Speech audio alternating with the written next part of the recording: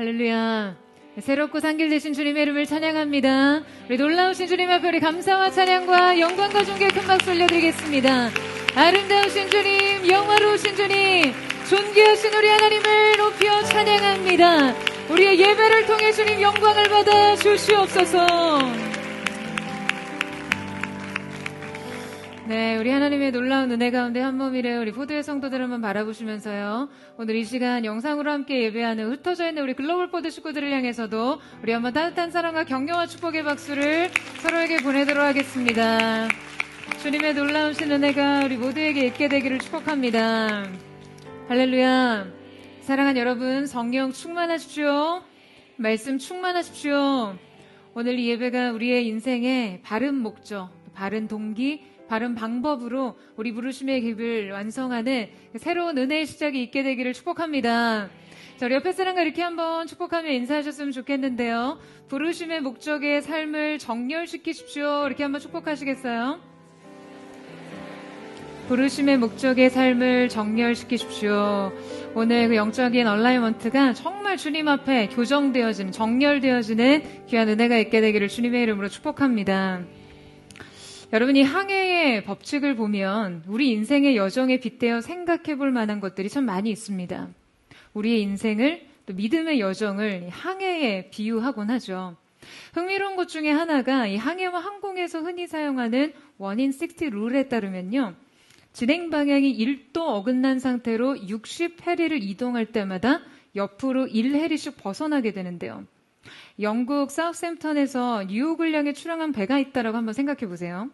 자, 그 배의 항로가 처음부터 단 1도가 어긋나 있다고 해도 출항 이후에는 그 차이가 거의 드러나지 않습니다. 배는 여전히 대서양을 향해 나아가고 있고 모든 것은 정상처럼 보이죠. 그러나 그 작은 오차를 바로잡지 않은 채 수천 킬로미터를 항해하게 되면요.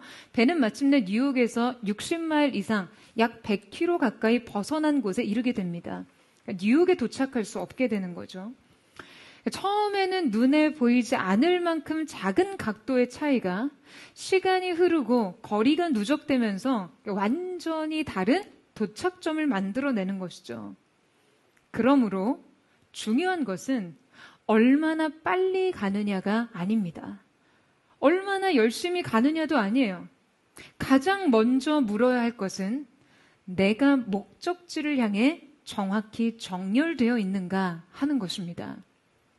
오늘 함께 읽은 에스라 8장은 바벨론 포로주에서 예루살렘으로 돌아가는 귀환의 여정을 담고 있습니다.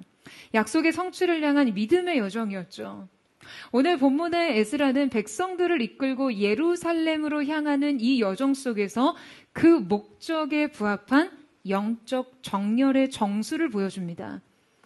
본문을 좀 살펴보자면요. 여러분, 당시 유다는 나라와 성전과 땅을 모두 잃은 상태에서 바벨론에서 포로 생활을 하고 있었어요. 자, 그런데 주전 539년 바사왕 고레스가 이 바벨론을 점령하면서 피정복 민족들이 고향으로 돌아가 자기의 신전을 재건하도록 하는 정책을 펼치게 됩니다. 이방의 왕을 통해서 자기 백성을 구원하시는 그 하나님의 놀라운 섭리와 그 역사였어요.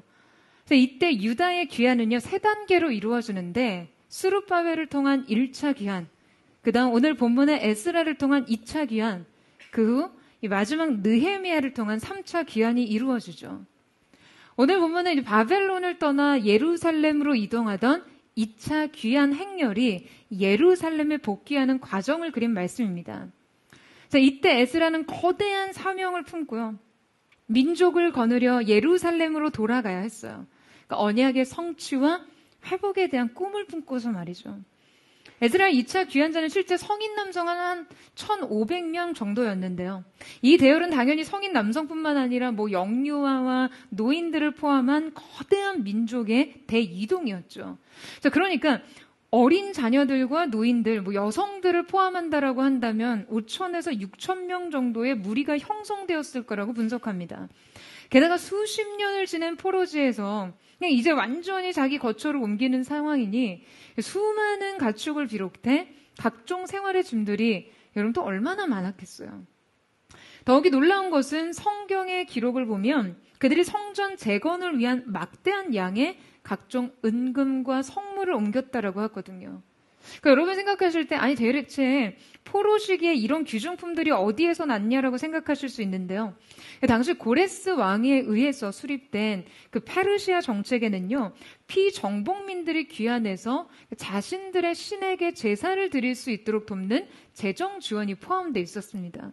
그래서 에스라 8장 25절, 27절에는 당시 아닥사스다 왕과 신하들 그리고 백성들이 예루살렘 성전을 재건하기 위해 모은 은금과 기물의 무게가 구체적으로 기록되어 있는데요. 본문에는 은 650달란트, 은기물 200달란트, 금 100달란트, 금잔 20개와 기환 놋그릇 등이 등장합니다.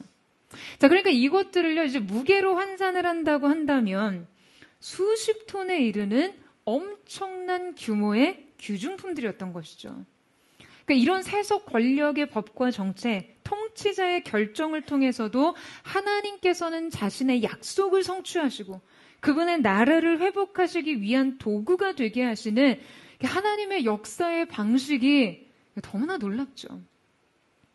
여러분 결론은 지금 그들이 이 막대한 은금과 성물을 가지고 1,500km에 이르는 길을 걸어야 했다는 거예요.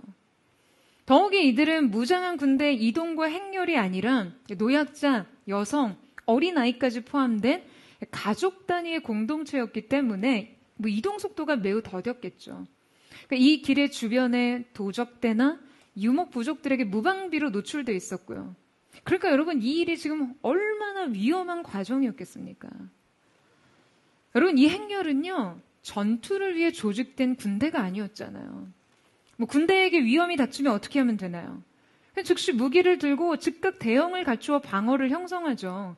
하지만 지금 가족 공동체의 행렬에서 그게 가당키나 할까요? 게다가 에스라의 부담은 단지 사람들의 생명과 안전에 대한 책임뿐이 아니었어요. 그가 짊어진 성전의 기물들은요. 앞으로 그가 감당해야 할 고유한 사명과 관련되어 있는 것이었죠. 그러니까 이것들을 지키지 못할 때 치명적인 영적 실패가 있을 수 있는 것이었잖아요. 그러니까 지금 그들은 약탈의 위험으로부터 완전히 무방비 상태로 노출되어 있을 뿐만 아니라 장기간의 그 이 행렬 가운데 이 기물과 보화들에 대한 그 관리 부실 문제 또한 얼마든지 있을 수 있었어요. 은혜로 여기까지 왔기에 이 출발선에 설 수 있었어요. 왕의 허가를 받아냈고요. 재정적 지원도 확보했습니다. 자, 그런데 문제는 무엇이었습니까?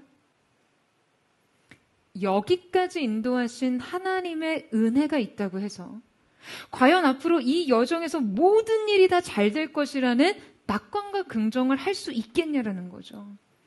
하나님의 은혜로 말미해서 문이 열린다고 해서 여러분 그 열린 문을 통과하는 모든 과정들이 그냥 저절로 다 잘 될 것이라는 보장을 할 수가 없다는 것이에요. 문을 여는 일에도 또 이 열린 문을 통과하는 모든 과정에도 전적인 은혜가 필요한 것입니다. 여러분 바로 이럴 때 필요한 믿음, 그 첫 번째는 무엇일까요? 에스라의 믿음 바로 그 첫 번째는 출발의 은혜를 완주의 은혜로 이어가는 믿음입니다. 자, 우리 함께 7장 9절 말씀을 같이 한번 읽어보도록 하겠습니다. 시작. 첫째 달 초하루에 바벨론에서 길을 떠났고 하나님의 선한 손에 도우심을 입어 다섯째 달 초하루에 예루살렘에 이르니라. 자, 함께 읽은 7장 9절의 말씀은요. 시간적으로 에스라 8장의 구체적인 사건들을 요약한 결론입니다. 이 말씀은 그가 출발해서 도착에 이르기까지의 전 여정을 어떻게 해석하고 바라보고 있는지 분명하게 말하고 있죠.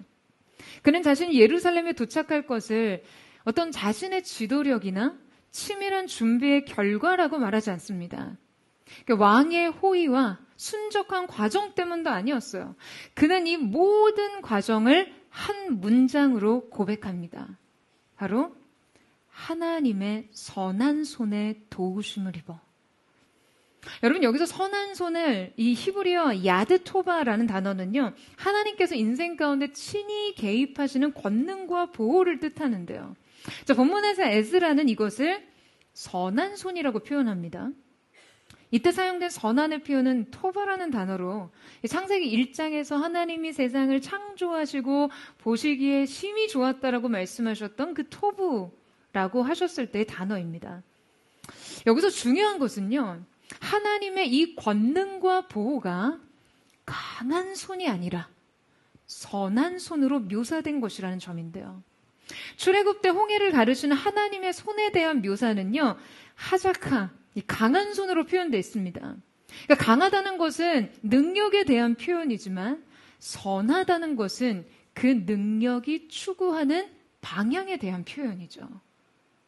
여러분, 강하다는 것은요, 무엇이든지 할 수 있다라는 의미죠.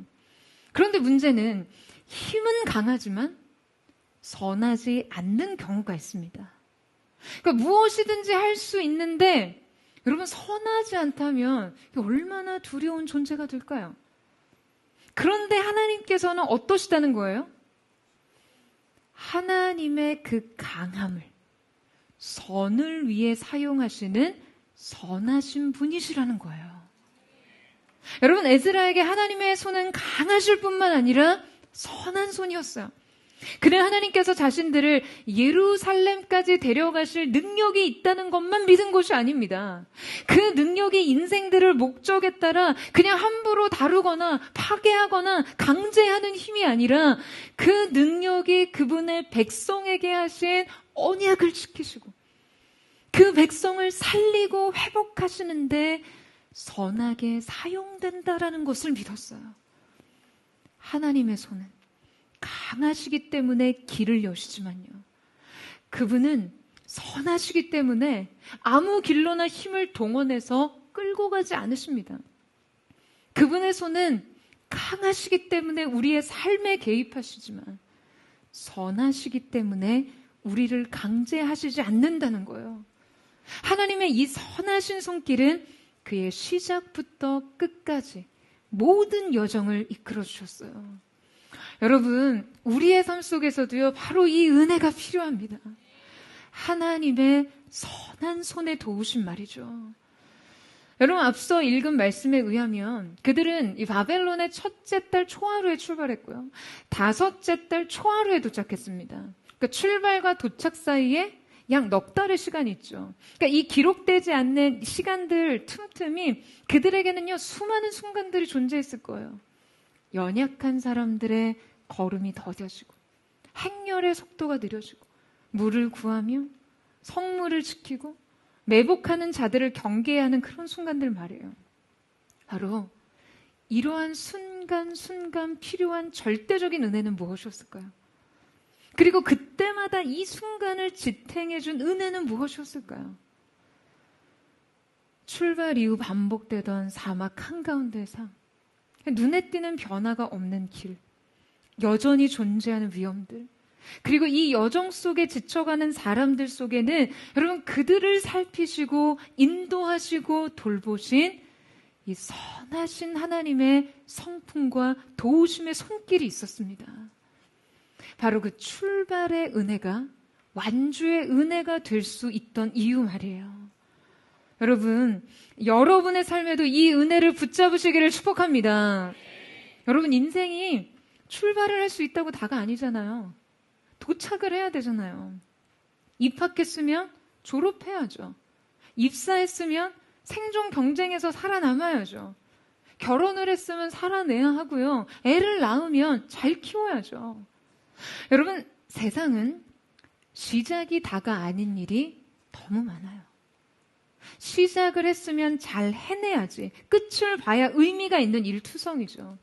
그냥 이거면 될 것 같아서 간절히 원하던 일들이 여러분 막상 이루어진다 해도 그 시작 앞에서 얼마나 많은 두려움을 느끼나요? 감당할 수 없는 길을 이제 출발하는 이 마음, 내게 맡겨진 사명이 내 능력보다 클 때 느끼는 그 엄청난 중압감, 이걸 과연 쉽게 설명할 수 있겠어요? 어떻게 해결할 수 있겠어요? 바로 그때 우리가 붙잡을 수 있는 것, 여러분, 우리가 의지할 수 있는 것은 바로 이 하나님의 선한 손길입니다. 시작하게 하시고 모든 과정 가운데 동행하시며 마침내 약속의 자리까지 이끄시는 그 선한 손길 말이에요.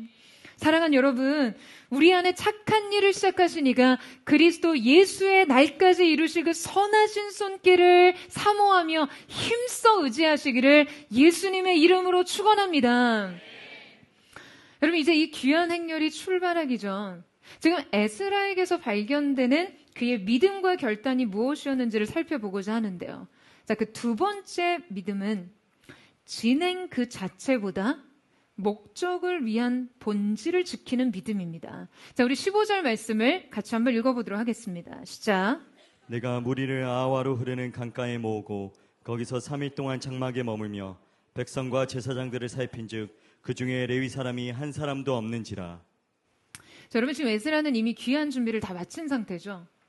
그런데 그때 큰 문제를 파악하게 됩니다. 정작 예루살렘에 가서 성전을 섬길 레위인이 없다는 사실 말이에요. 여러분, 당시 외적으로는 귀한 준비가 다 완료된 것처럼 보였어요. 5,000명의 무리와 30톤의 은금이 모였으니까요. 근데 지금 이때 에스라가 무엇을 확인합니까? 레위인을 찾습니다. 에스라는 그저 일이 시작되었다는 것과 그것이 엄청난 호응과 거대한 참여 속에서 그저 진행되고 있다는 사실에 결코 안주하지 않았어요. 목적을 이룰 수 있는지에 대한 정확한 확인과 집요한 추적이 있었던 것이죠. 지금 에스라에게 중요한 것은요, 그저 장엄한 민족 행렬을 이끌고 금은 보화를 실어서 고향 땅에 보란듯이 금이 환영하는 것이 아니었어요. 그들의 목적은 단순히 안전하게 고향으로 돌아가는 이주와 생존이 아니었습니다. 무너진 예루살렘의 성전, 그 예배를 회복하는 것이었죠. 따라서 실제 하나님께서 그들에게 맡기신 사명을 수행할 수 있는가에 대한 구체적인 확인이 필요했던 것이죠. 여러분, 레위인은요, 성전 봉사와 예배 질서를 위해서 반드시 필요한 사람들이었거든요. 자, 그런데 놀라운 것은 그들이 단 한 사람도 이 귀한 행렬에 동참하지 않았다는 사실이었어요. 바벨론의 편안한 삶에 익숙해진 레위인들에게 예루살렘으로 돌아가서 예배를 섬기는 일은 고된 일이었겠죠. 그들은 포로지의 안정적 생활과 기득권에 안주하느라 정작 자신의 고유한 사명을 외면하고 있었습니다. 여러분, 이 점이 매우 충격적이죠. 수십 톤의 은금 보화가 모였지만 정작 하나님의 성전을 섬길 고유한 임무를 감당할 헌신된 사람은 단 한 사람도 모이지 않았다는, 여러분, 이 사실 말이에요. 거대한 자원과 계획 속에 추진되는 일이었지만 정작 본질은 빠져 있었어요. 그들이 없다면 이 예루살렘에 귀환하더라도 목적지에 도달할 수 있을지는 몰라도 진짜 목적에 이룰 수는 없는 것이었으니까요. 그때 지금 이때 에스라는 이 사실을 그냥 지나치지 않고 지금 출발을 과감하게 멈추고 성전을 섬긴 레위인을 지명하여 모읍니다. 그리고 끝내 그들을 설득하고 모집해서 결국 레위인 38명과 성전 봉사자 220명원을 충원했어요. 여러분, 우리가 아무리 목적지에 도착한다 할지라도요, 정작 그곳에 왜 있어야 하는지, 있어야 할 이유를 놓치는 경우가 정말 많습니다. 학교에 입학은 할 수 있었는데 정작 배움의 목적은 잃고요.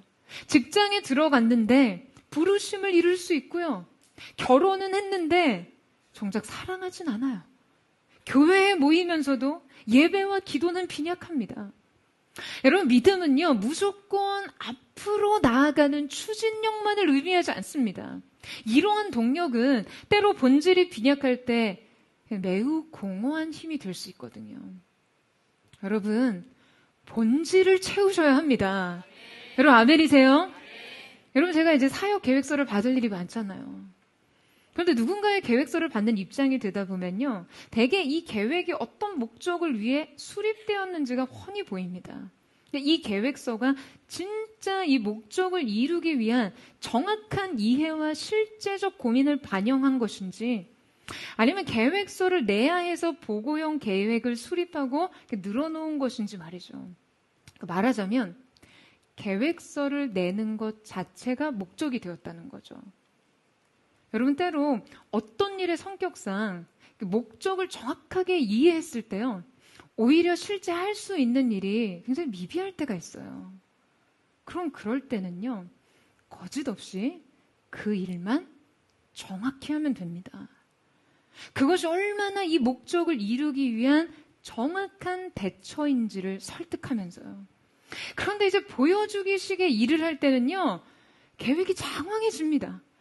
그리고 포장이 많아져요. 안 해도 될 일을 굳이 버리고 정작 해야 할 일은 놓치기 쉽습니다.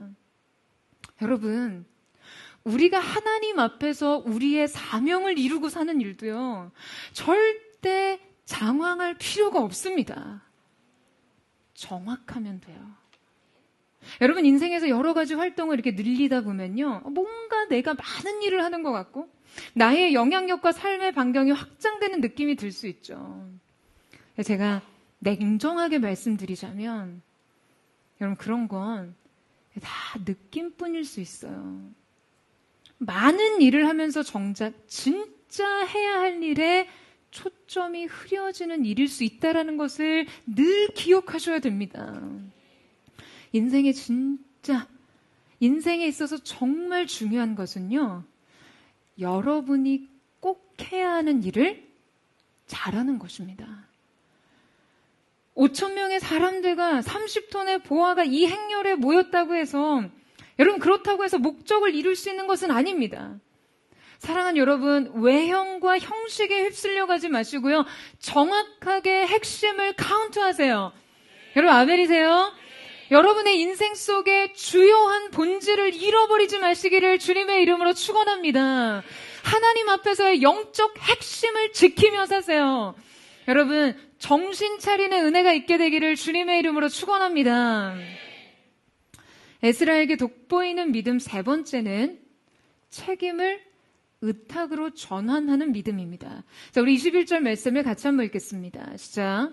그때 내가 아하와 강가에서 금식을 선포하고 우리 하나님 앞에서 스스로 겸비하여 우리와 우리 어린아이와 모든 소유를 위하여 평탄한 길을 그에게 간구하였으니. 자, 여러분, 이 1500km의 사막길을 가야 하는 이 공동체가 지금 뭘 합니까? 아하와 강가에서 금식을 선포하고. 자, 여러분, 이 시점은요, 지금 먼 길을 감에 있어서 굉장히 조급한 시점이죠. 우리가 지금 당장 짐 싸들고요, 1500km에 이르는 이동을 거쳐서 여러분 2주를 해야 된다라고 한번 생각해 보세요. 얼마나 마음이 분주합니까? 게다가 8장 31절 말씀에 보면 지금 에스라 일행이 아하와 강가를 떠난 일은 첫째 달 12일이라고 기록되어 있거든요. 자, 그러니까 오늘날 양력으로 보면 3월 말에서 한 4월 초 날씨였어요. 바벨론에서 예루살렘까지는 도보로 이동할 경우 약 4개월가량이 걸리는 장거리 여정이었는데요. 3, 4월에 출발해야만 여러분이 중동의 아주 그 치명적인 이 더위, 한여름의 폭염이 시작될 때 이 여정을 끝마칠 수가 있었거든요. 여러분, 사막의 여름은요, 50도를 육박하는 더위입니다. 제가 전에 이 아울리치를 갔다가 광야 사막에서 탈수가 한번 온 적이 있었는데요. 당시 제가 대학생들 데리고 가다 보니까 이렇게 재정을 아끼느라 뭐든지 아껴 먹었어요. 생수도 아껴 먹고, 먹을 것도 아껴 먹고. 그래서 저 개인적으로 늘 배가 고팠던 것 같아요. 애들을 먹여야 되니까 갑자기 막 목이 메어서. 근데 여러분, 그때 팀을 제가 다른 곳에 잠깐 이동을 시키고 혼자 있는데, 진짜 이게 완전 아찔한 거예요. 그냥 당장이라도 그냥 광야 사막 한가운데서 쓰러질 것 같았어요. 그래서 제가 그때 바로 한국에 있는 가족들에게 전화를 걸어서 긴급하게 기도를 부탁하는데요. 동생 말로는 저에게 전화가 와서 여보세요 라고 하는데, 제가 이제 뭐라고 상황을 설명하기도 전에 그냥 이 방언이 막 터진 거예요. 전화 받자마자 다짜고짜 방언으로 샬라샬라. 얼마나 당황스럽겠어요. 전화해서 막 난데없이 계속 방언을 하니까 계속 무슨 일이야, 뭐라는 거야 라고 물으니까 이제 뭐라고 설명을 하기는 해야 되는데 이제 맥이 완전히 다 풀리고 정신이 아득해지면서 반쯤 나가니까 상황을 차분하게 설명할 새도 없이 그냥 방언 기도가 계속해서 터져나온 거죠.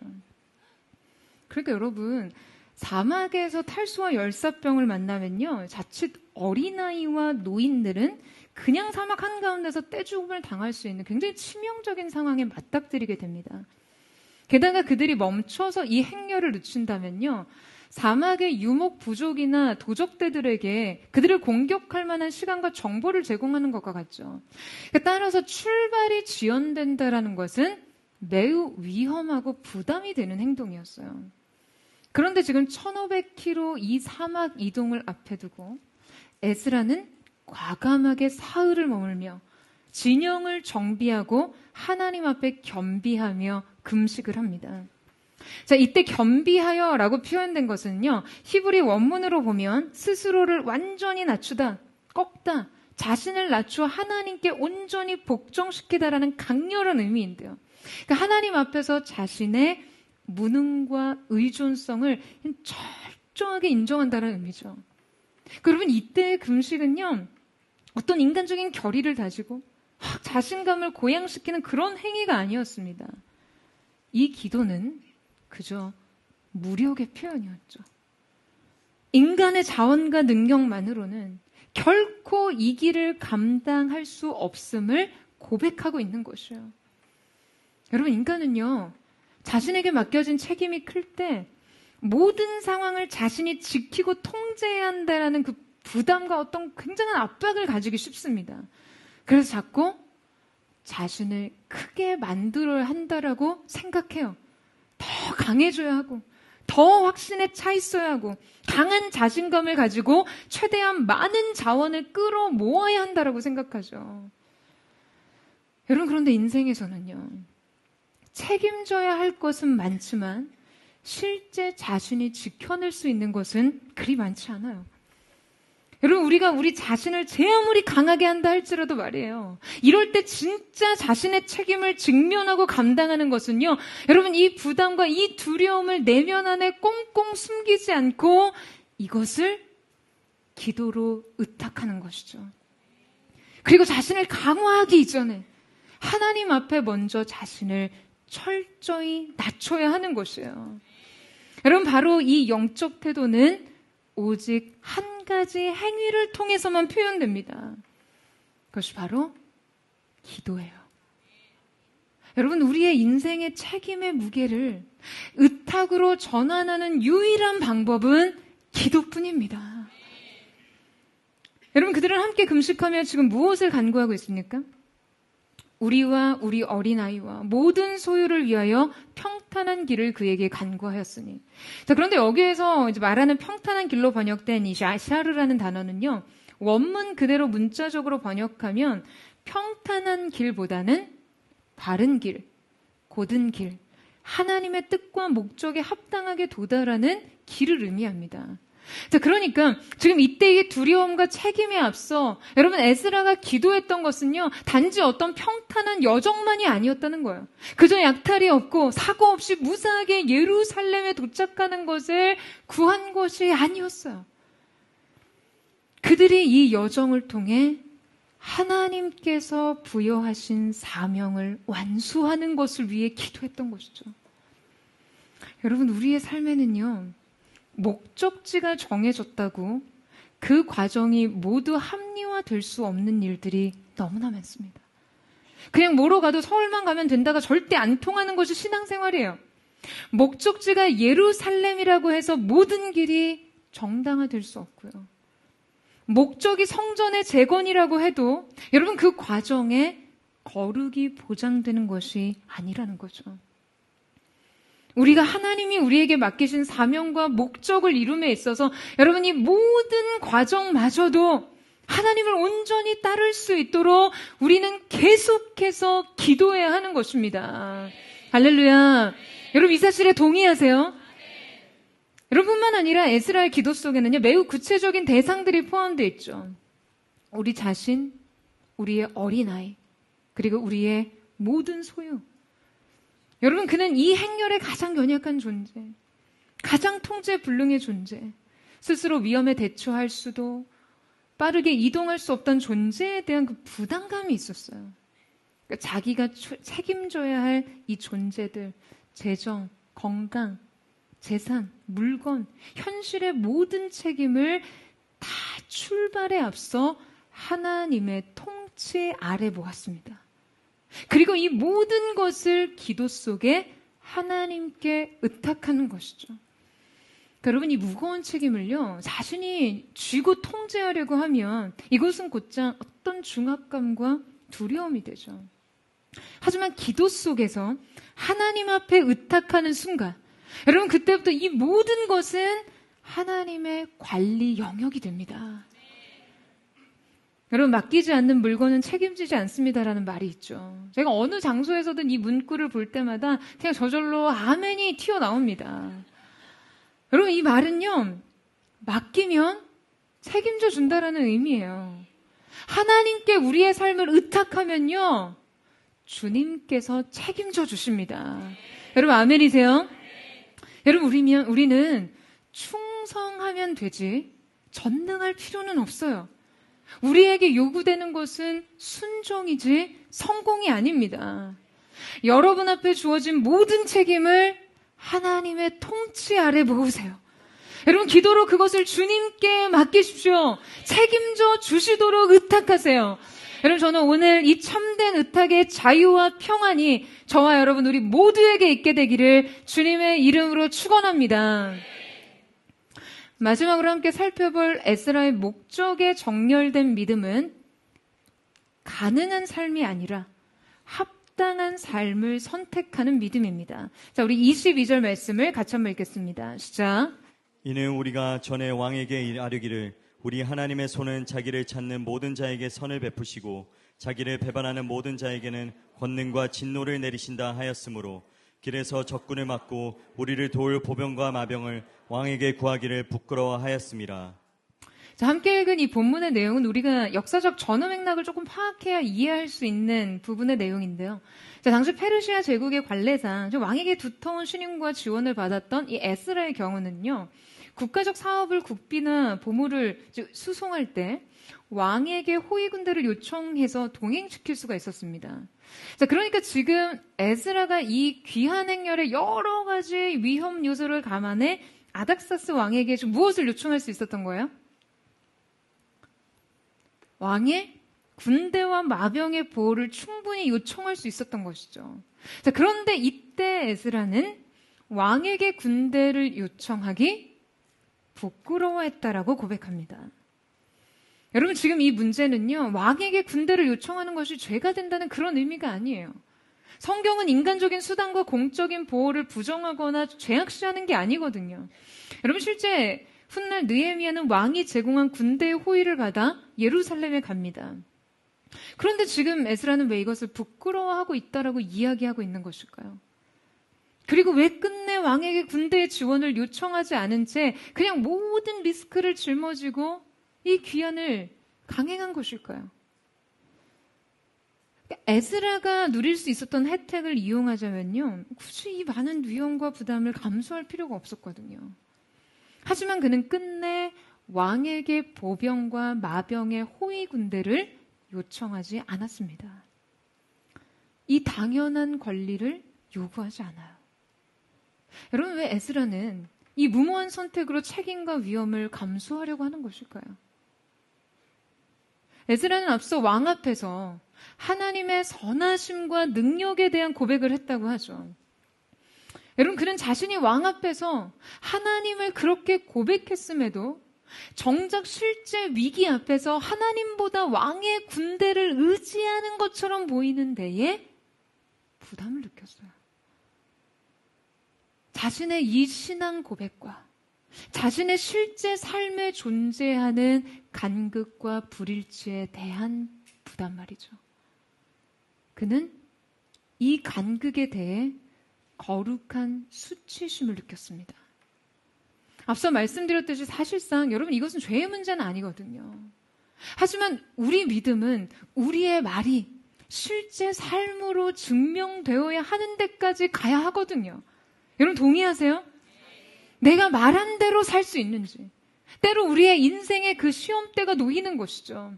물론 여러분, 이 시험은요, 하나님께서 그에게 요구하신 것은 아니었습니다.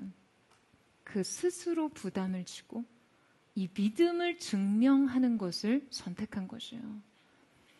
여러분, 믿음은 그냥 아름답고 유창한 그 신앙 고백 많이 하는 것이 아닙니다. 그 말 때문에 이전과는 다른 대가를 지불하고, 그 말 때문에 어떤 권리를 내려놓을 줄 알며, 그 말 때문에 어떤 불평과 위험도 감수할 수 있어야 하는 것이죠. 그러니까 여러분, 지금 이 결단의 핵심은 하나님을 신뢰한다라고 한 고백한 공동체가 그 고백에 합당한 방식으로 자신들의 길을 다시 정렬하는 장면인 것이죠. 여러분, 저는 이 말씀 앞에 정말 큰 자극을 받았습니다. 이 시대에 하나님을 위한 예배를 드리기 위해 교회가 된 이 포드처치가 정말 이 고백과 선언대로 우리의 여정의 매 순간 우리 자신이 아닌 하나님 중심으로 결단하고 언제나 그 목적 아래 정렬하고 있는지 말이에요. 여러분, 저는 우리가 하나님에 대하여 말하는 것과 내가 실제 살아가는 방식 사이에 어떤 모순이 생기는 것을 견딜 수 없어서 스스로 어떤 대가든 지불하는 그런 영적 민감성을 가진 사람들이 되기를 축원합니다.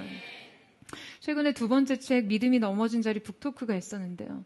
그때 규장 출판사 대표이신 여진구 대표님이 자리를 함께 하셔서 그런 말씀을 해주셨어요. 이 시대 사역자들 중에 하나님의 자존심을 지켜드리는 사역자들이 너무 없다고요. 근데 저는 그 말이 정말 마음에 와닿더라고요. 그리고 정말 이 말에 동의합니다. 여러분, 저는 우리의 믿음이 하나님의 자존심을 지켜드릴 수 있기를 사모합니다. 여러분, 저는 이 시대 포드처치가 우리 하나님의 자존심이 되기를 사모합니다. 여러분, 에스라는 자신이 짊어진 많은 책임과 위험 부담을 조금이라도 가볍게 할 수 있는 방법을 취하지 않으면서 세상 앞에 이 믿음의 자존심을 지키고 싶었을 거예요. 내가 고백한 하나님의 이름이 세상 왕 앞에서 우스워지지 않게요.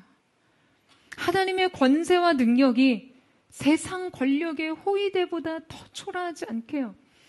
그래서 선택한 삶의 방식이 나에게 엄청난 책임과 그 중압감을 요구한다 할지라도, 막대한 위험을 감수해야 할지라도, 여러분, 그는 이 자존심을 지키기 위해 막대한 책임과 위험을 짊어집니다. 여러분, 많은 사람들이요, 인생의 수많은 선택과 삶의 방식을 두고 그런 질문을 던집니다. 이거 죄인가요? 성경에서 죄가 아니라고 하면 되는 거 아닌가요? 세상 사람들, 심지어 성도들, 목회자들도 다 그렇게 사는데 그러면 안 되는 건가요? 목사님, 술 좀 마시면 어떻고, 좀 즐기면서 살면 어떻습니까? 편법 좀 쓰면 어떻고, 타협하면 좀 어떻습니까? 여러분, 여러분의 삶의 기준을 고작 죄인지 아닌지, 문제 될 것이 있는지 없는지, 나에게 유리할지 불리할지로 삼는다면요, 오늘 말씀은 여러분에게 굉장한 부담과 불편을 안기겠죠. 여러분, 어떤 믿음의 도전은 때로 우리에게 죄가 아닐 수 있고요, 합법적인 절차와 권리일 수도 있고요, 삶의 질과 낭만의 문제일 수 있고요, 그래서 신앙적으로 크게 문제될 일이 아닐 수 있습니다. 하지만 어떤 것은 보다 선하고 아름답고 온전하며 주님을 영화롭게 하고 주님을 합당하게 섬기는 일이 될 수 있습니다. 여러분, 아멘이세요?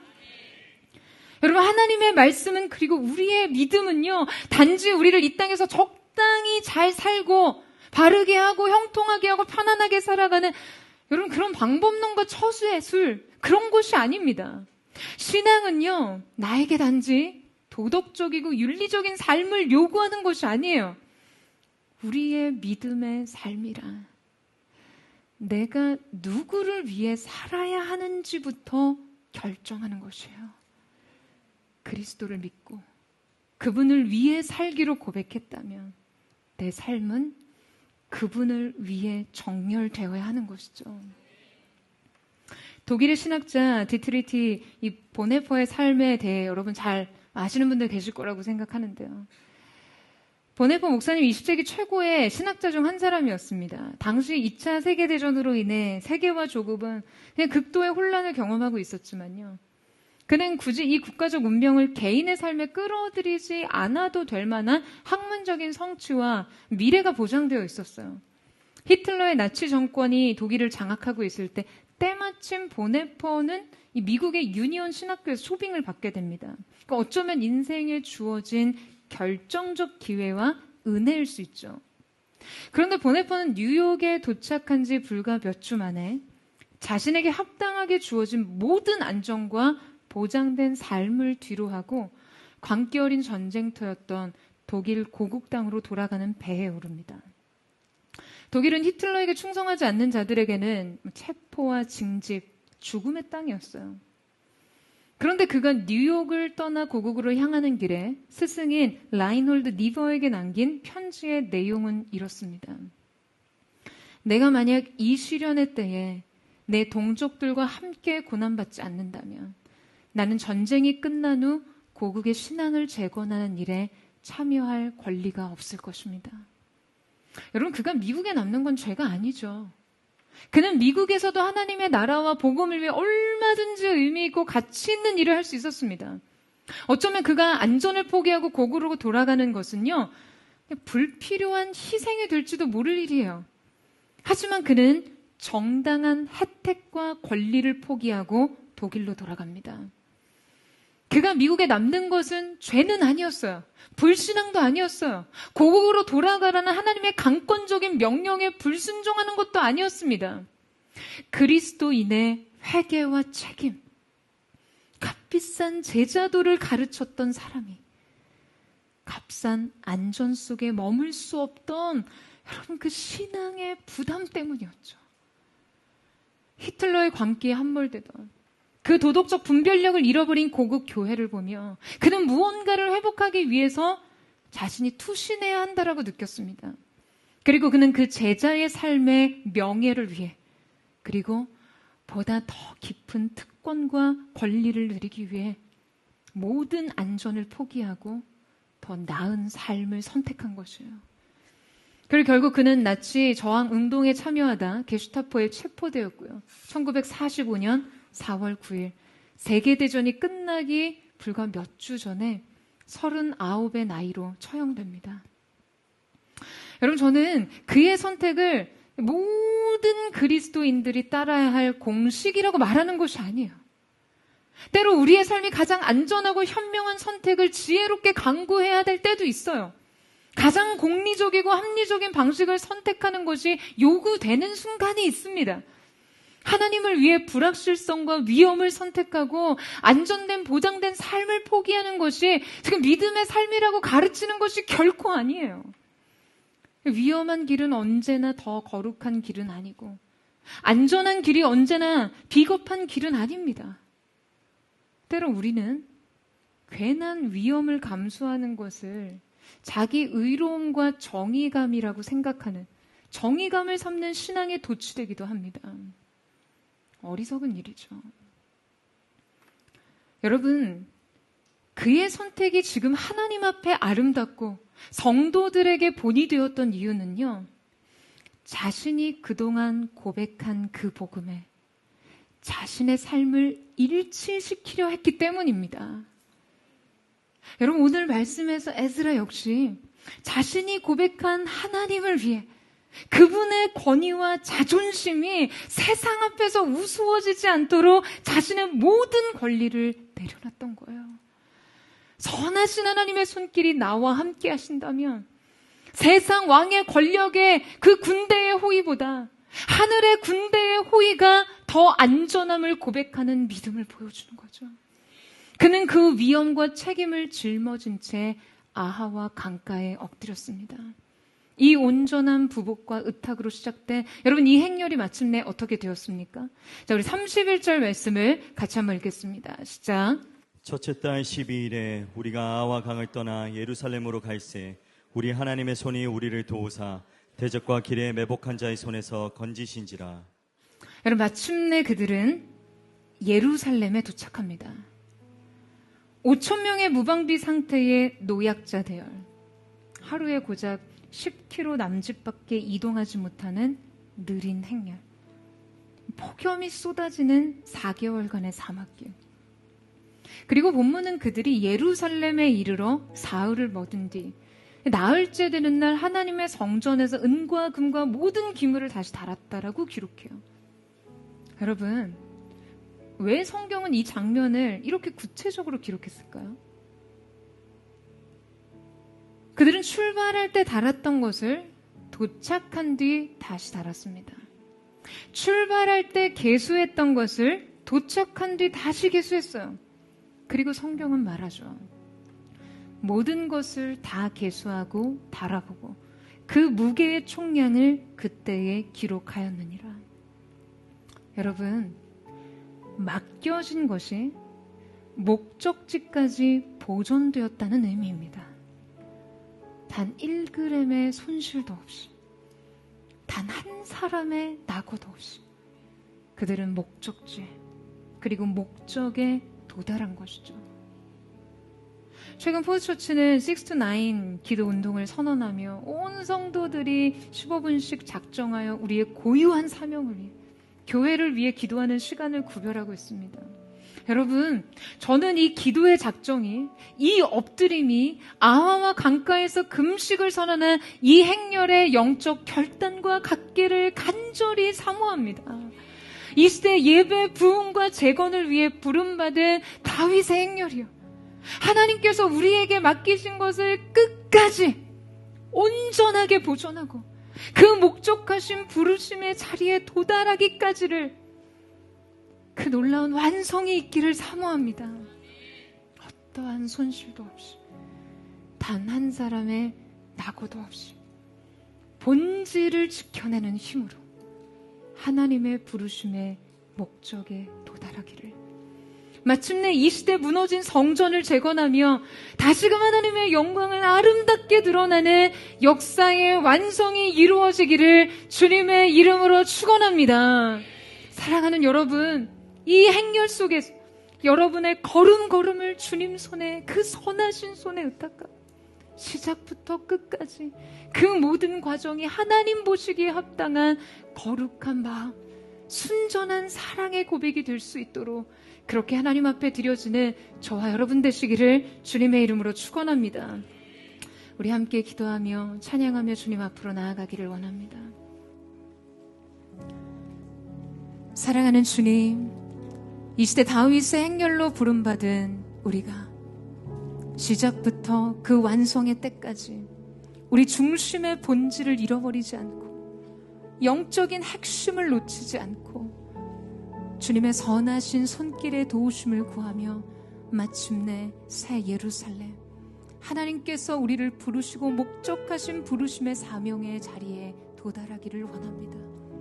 하나도 잃어버릴 것이 없이 놓친 바 없는 남김없는 헌신과 사랑의 고백으로 주님의 부르심을 완수하기를 원하오니, 사랑하는 주님, 한 사람 한 사람 가운데 거룩하신 성령께서 기름 부어주셔서 그 선하신 하나님의 추격 속에, 그 선하신 하나님의 은총의 손길 안에 우리의 인생 사명을 완수하는 거룩한 은혜가 있게 하여 주시옵소서. 우리 가운데 착한 일을 시작하신 이가 그리스도 예수의 날까지 이루심을 힘써 바라보며 새 마음을 고백하는 이 시간, 이 예배와 기도가 아하와 강가에 엎드린 그 무릎 꿇음의 기도요, 의탁과 하나님 앞에 맡겨진 신뢰의 고백이 되게 하여 주시옵소서. 우리 그 마음 고백하며 우리 주님 보좌 앞으로 함께 나아가기를 원합니다. 사랑해요, 신실하신 나의 주님, 나의 삶 주님 안에 있네. 눈을 뜨는 아침부터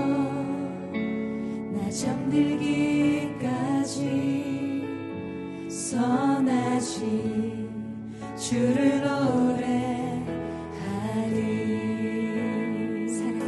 사랑해요.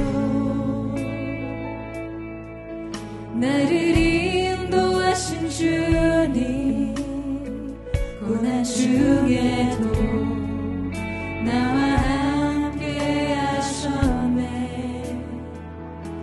내 아버지 되시며 내 친구 되신 주, 나의 삶 주님 안에 있네. 신실하신 나의 주님, 나의 삶을 인도하셨네. 나의 모든 어둠 따에 선하신 주를 노래. 우리 다시 한번 고백하며 나아갑니다. 사랑해요. 사랑해요. 신실하신 나의 주님, 나의 삶 주님 안에 있네. 눈을 뜨는 아침부터 나 잠들기까지 선하신 주를 노래하리.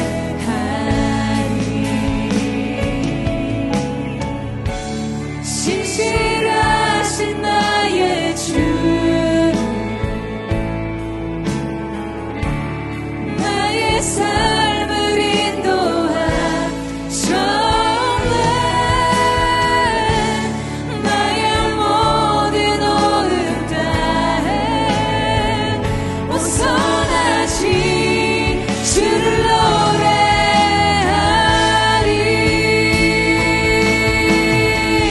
주님의 선하심 날 인도하시네. 주님의 선하심 날 지켜주시네. 주의 선하심, 주님의 선하심 날 인도하시네. 주님의 선하심 날 지켜주시네. 주님의 선하심 날 인도하시네. 주의 선하심 날 인도하시네. 주께 엎드려 나의 모든 삶 주님께 드리네. 주님의 선하심 날 인도하시네.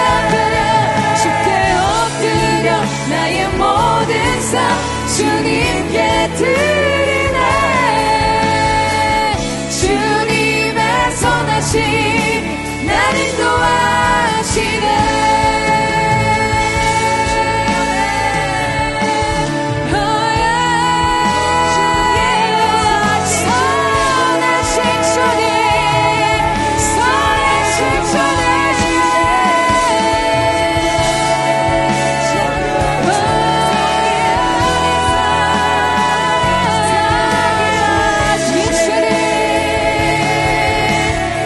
신실하신 나의 주님 찬양합니다.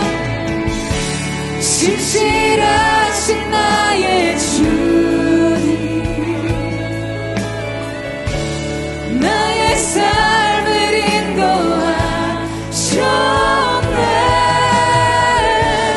나의 모든 어둠 따에 선하신 주를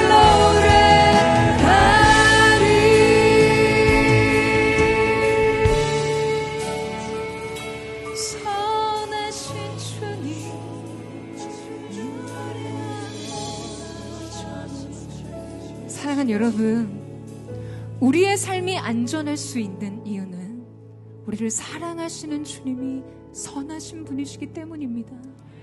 여러분 아멘이세요? 우리의 인생을 향해 펼치시는 하나님의 손은 강하고 능한 전능하신 분의 손일 뿐만 아니라 선하신 손길이십니다. 우리의 삶을 어루만지시고 인격적으로 우리의 삶을 대하시며 자유를 주시되 그 말할 수 없는 다음 없는 사랑으로 우리의 삶을 은혜로 견인하시고 저항할 수 없는 사랑으로 이끄시는 선하신 하나님이세요. 여러분, 우리의 삶이 주님 손에 의탁되어질 때 안전할 수밖에 없는 이유, 선하신 하나님의 성품을 기대하는 은혜가 우리 모두에게 있게 되기를 주님의 이름으로 축복합니다.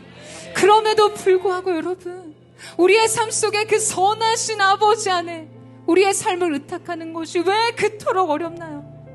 예레미야 말씀에 하나님께서 말씀하십니다. 이 백성에게는 두 가지 악을 행했다고요. 하나는 생수의 근원인 나를 버린 것과 스스로 물을 수축할 수 없는 터진 웅덩이를 만든 것이라고요.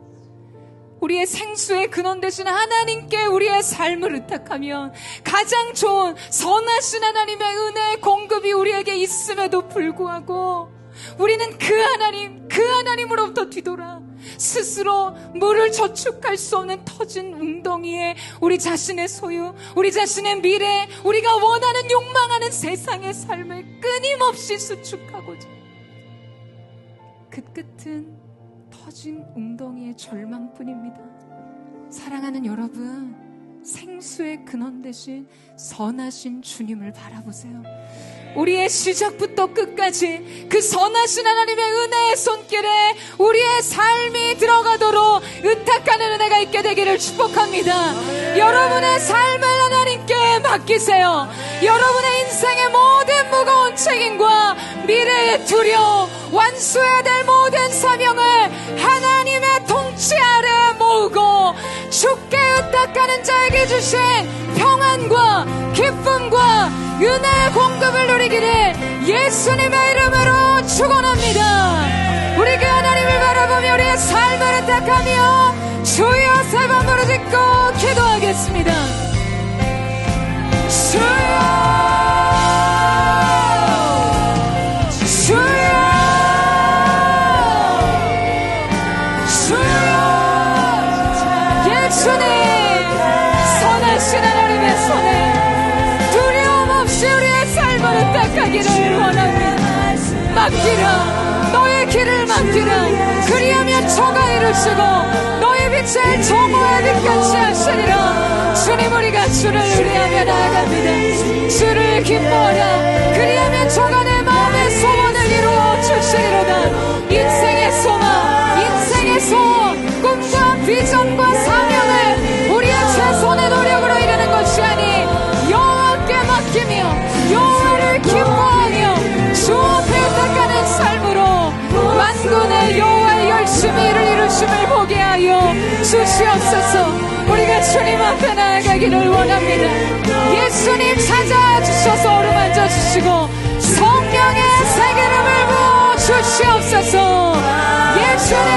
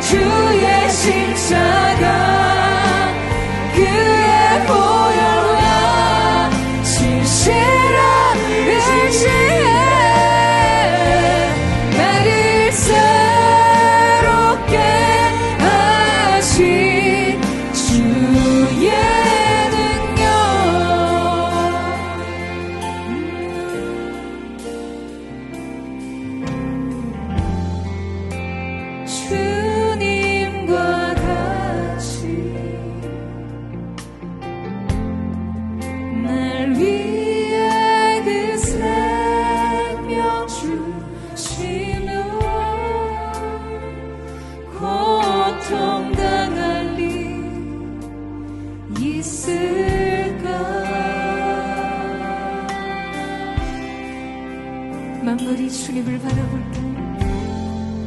만물이 주 볼 때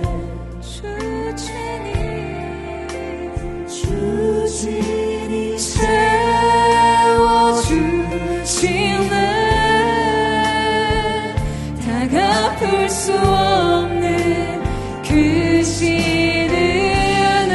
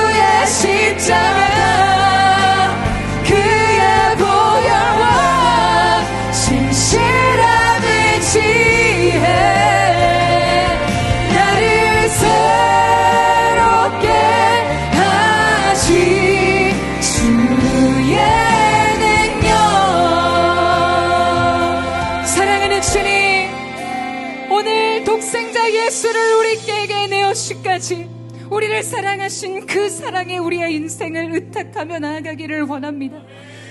주님, 우리의 인생에 하나님께서 주신 고유한 사명을 따라 걸을 때 주님 그 목적만큼 과정에 합당한 그 온전한 중심이 주 앞에 살아있게 하여 주시옵소서.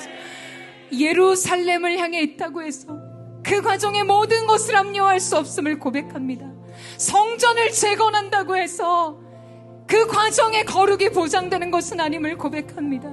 주님, 이 시대 다윗의 행렬지기들로 이 시대에 하나님의 통치의 중심을, 하나님의 언약궤를 통치의 중심에 선포하며 그 예배에 부응에 헌신하고자 이곳에 모인 하나님의 사람들의 인생 속에 주님 모든 순간 주님 앞에 꺼지지 않는 갈망의 불을 가진 자들이 되게 하여 주시옵소서.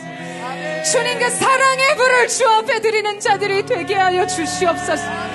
외형은 갇혔으나 주님 성전을 재건할 레위인은 빠졌던 그 행렬의 시작과 같지 않게 하시고 주님 우리의 인생 속에 본질을 잃어버리지 않게 하여 주시옵소서. 영적 핵심을 놓치지 않게 하여 주시옵소서.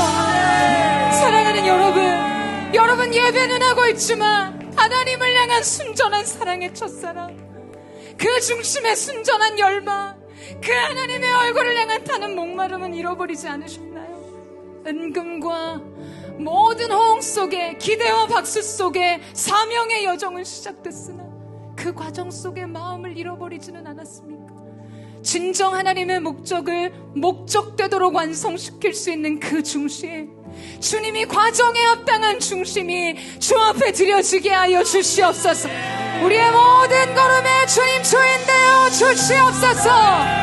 주님 이 시간 목적에 합당한 인생으로 우리의 과정 또한 온전하게 하여 주시옵소서. 주의 눈물을 뵙고 기도합니다. 주여, 예수님, 우리의 거룩한 걸음 주님과 함께 걷기를 원합니다.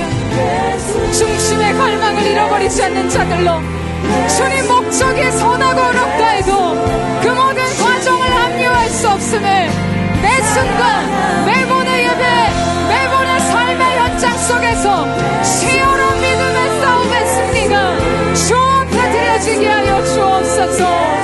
만군의 여호와 우리의 하나님을 의지하는 그 모든 엎드림이 우리의 것이 될 수 있도록 주여 역사하여 주시옵소서. 주님을 의지합니다. 주님을 신뢰하며 나아갑니다. 타는 목마름으로, 말할 수 없는 갈망으로 주를 향해 서게 하여 주옵소서.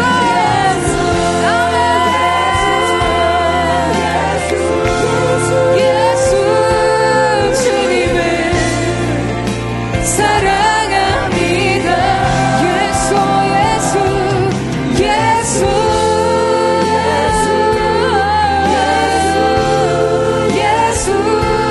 주님을 사랑합니다.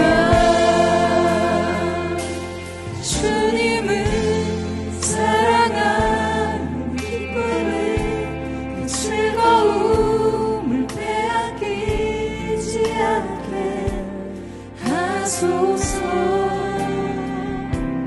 주님을 사랑하는 기쁨을, 그 즐거움을 빼앗기지 않게 하소서.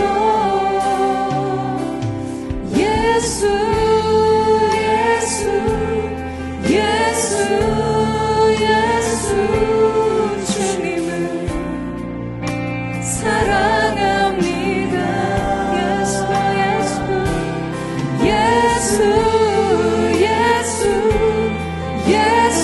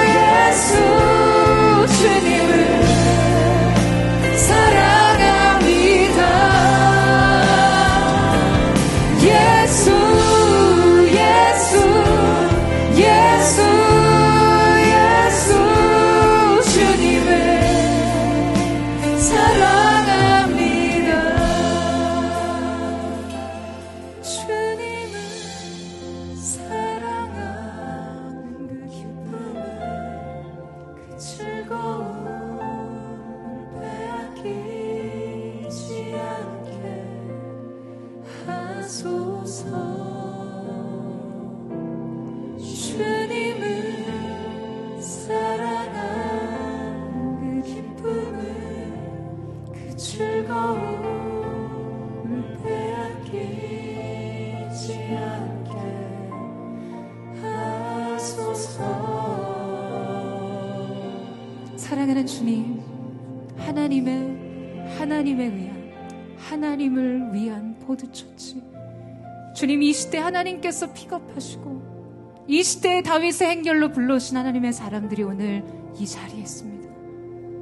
주님 사모합니다. 우리가 주님 앞에 열망하듯 토하에 고백했던 그 고백이 세상 앞에서도 유효하게 하여 주십시오.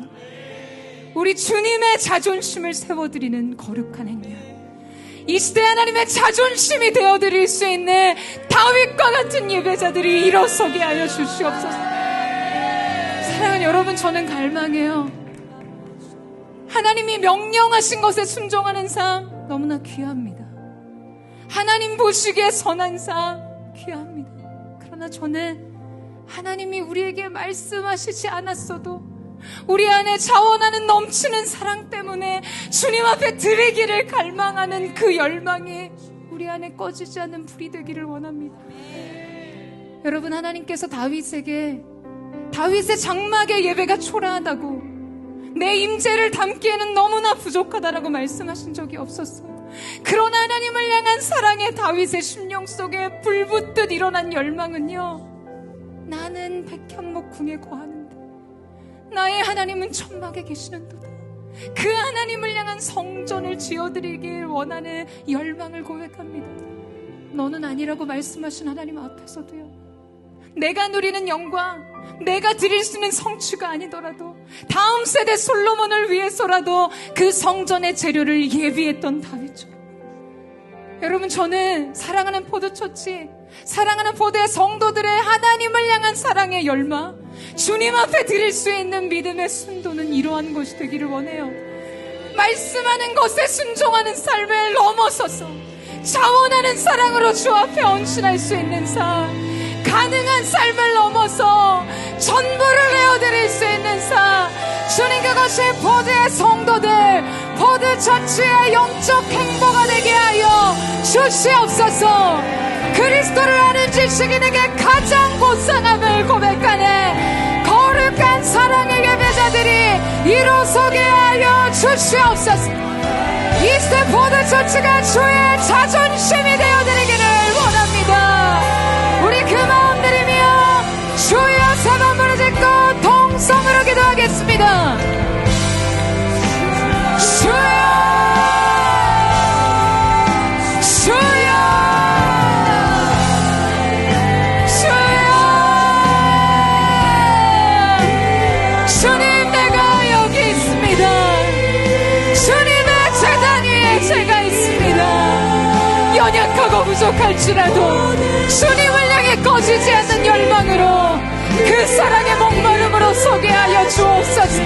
부족한 자신을 내려놓고 주님 앞에 전부를 드리고자 하는 열망, 연약감과 인생의 죄악이 뒤섞여 있으나 사랑의 열망으로 주 앞에 서보자 하네 꺼지지 않는 등불이 있게 하여 주옵소서. 주님의 자존심과 같은 그 하나님의 자존심이 되어드릴 포도처치 되기를 원하오니 주여 성령으로 기름 부으시고 복음을 향한 새로운 열망이 우리 가운데 있게 하여 주시옵소서. 아멘.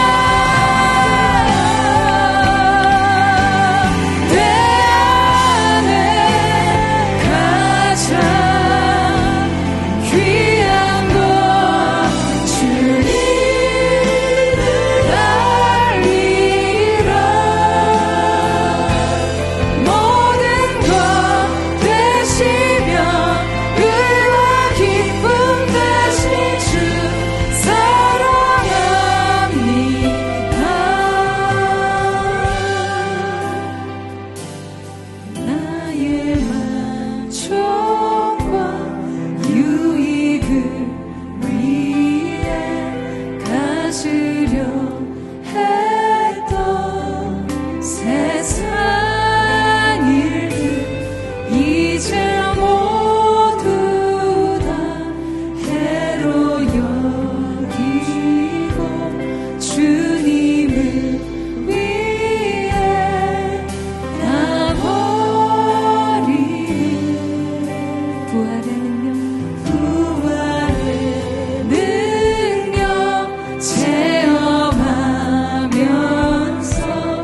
주의 고난에 동참하고 주의 죽으신 본을 받아서 그의 생명에 참회하네. 내 안에 가장 귀한 것 주님을 알미라. 모든 것 되시며 의와 기쁨 되신 주. 이제는 주님 바라보며 내 안에 가장 귀한 것, 내 안에 가장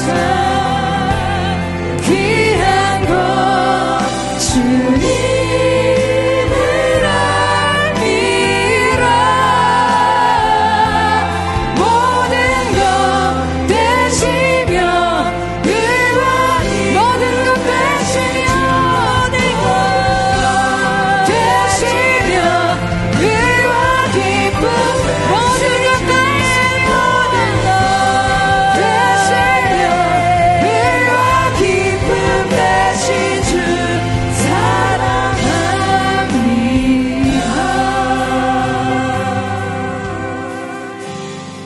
내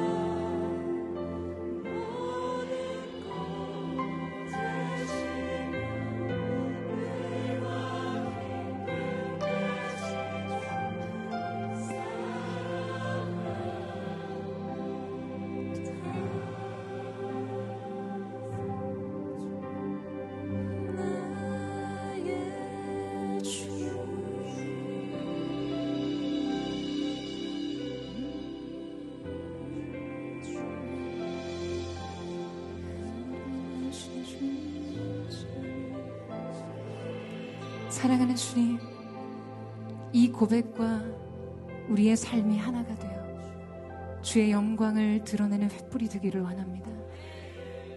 이 다윗의 행렬이 마침내 예루살렘에 이르러 다윗의 장막과 솔로몬의 성전에 이르기까지 하나님의 기쁨이 되기를 원했던 그 열망이 끊이지 않는 행진이 되게 하여 주시옵소서.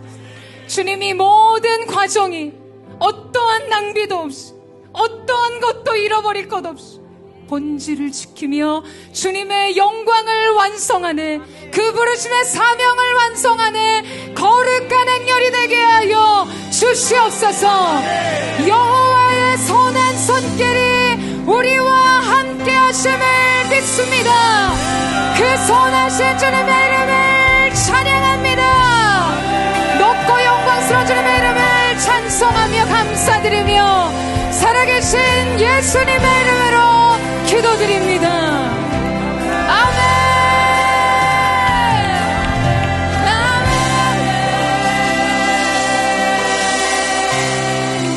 우리 높으신 주님, 선하신 하나님 앞에 우리 감사와 찬양과 영광의 큰 박수 올려드리며 나아가겠습니다.